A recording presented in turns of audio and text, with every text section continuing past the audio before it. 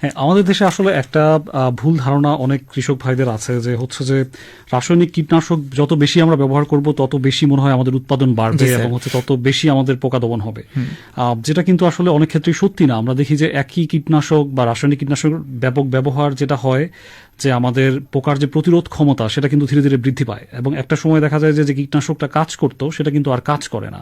এবং শুধুমাত্র সেই পোকার যে প্রতিরোধ ক্ষমতা বাড়ে তাই না, প্রাকৃতিক শত্রু নির্মূল হওয়ার কারণে কিন্তু অন্য পোকা যেগুলো হচ্ছে ওই সময় গৌণ ছিল তারা কিন্তু আবার মুখ্য পোকায় রূপান্তরিত হতে পারে।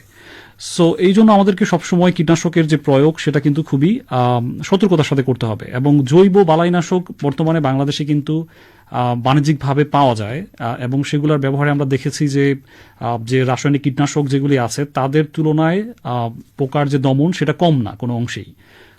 কাজে আমি বলবো যে জৈব বালাইনাশক দিয়ে আপনি অবশ্যই আপনার যে উৎপাদন, যেটা আপনার কাঙ্ক্ষিত উৎপাদন, সেটা কিন্তু আপনি পেতে পারেন।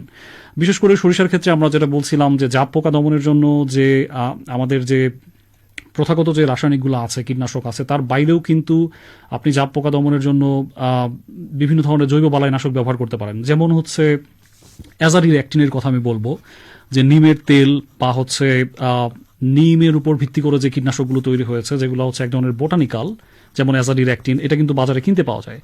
এর বাইরে বায়োট্রিন বাজারে কিন্তু কিনতে পাওয়া যায়, সেগুলো কিন্তু হচ্ছে জাপ পোকার জন্য খুবই কার্যকর ঔষধ।